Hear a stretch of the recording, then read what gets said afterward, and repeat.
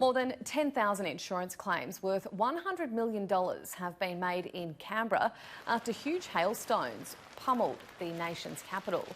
ACT Emergency Services says they received just under 2,000 calls for help. That's double the previous record of calls for an emergency weather event.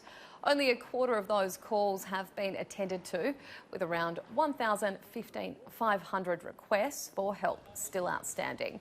2 people were treated for minor injuries sustained in the storm, with the Insurance Council of Australia declaring a catastrophe in the aftermath of the storm.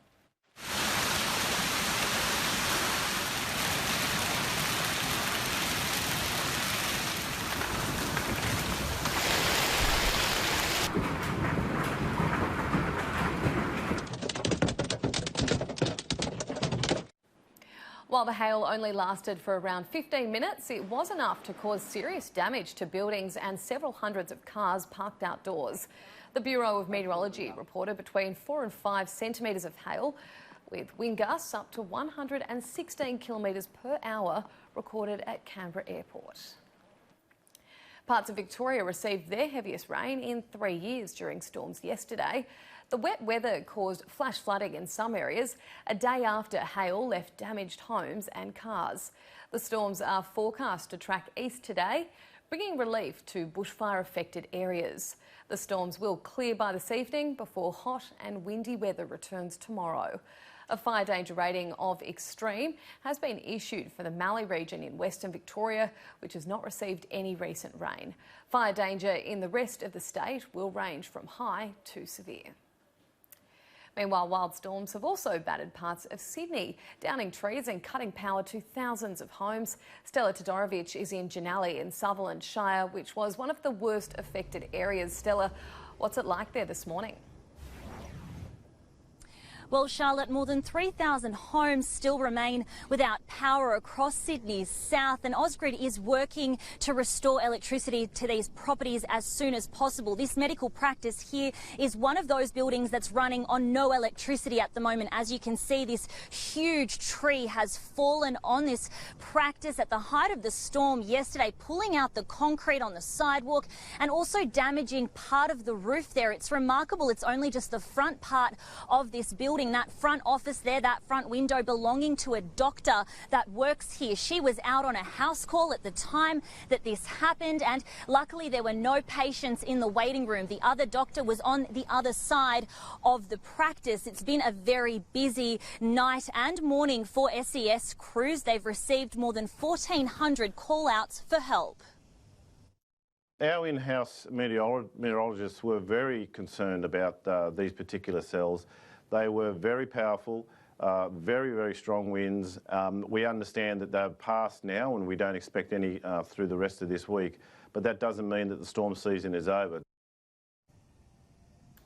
While there were no injuries reported here, luckily enough, there were minor injuries from people that got trapped in cars when trees fell on their cars. They escaped with minor injuries, but in the Blue Mountains west of Sydney, 2 people were taken to hospital after a lightning strike. They suffered an electric shock. A 16-year-old boy and a 24-year-old man taken to Nepean Hospital in Sydney's west to be treated for burns and the entry and exit wounds as well. Authorities say that they're lucky to be alive. The extent of this storm, the cleanup is really underway now, and we can see just how much damage these 2 supercells have caused. Charlotte? Yeah, it certainly looks pretty wild there in southern Sydney. Thanks for the update there, Stella. A fresh round of storms is expected to sweep across southeast Queensland after thousands of homes lost power in wild conditions overnight. Anna Rawlings joins us live now from Brisbane. Anna, the storms are going to be followed by severe heat conditions.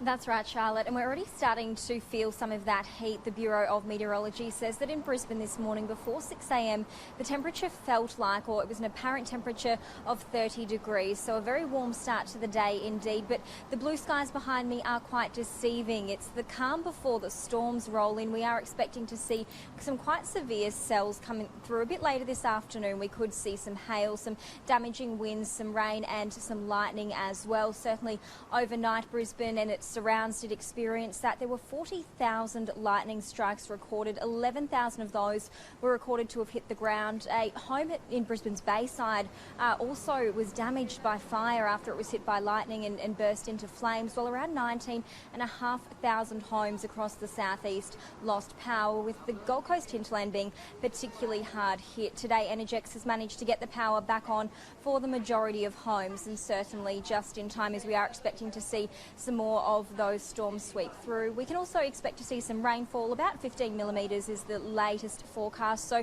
not as heavy as the southeast experienced over the weekend. We saw flash flooding in particularly low-lying areas of the Gold Coast. It was good news for farmers and property owners inland, as well as topping up some of southeast Queensland's quite parched dams. But certainly the message from authorities is to expect a bit more rain, not quite as heavy as that, but certainly some more rain as these storms sweep through.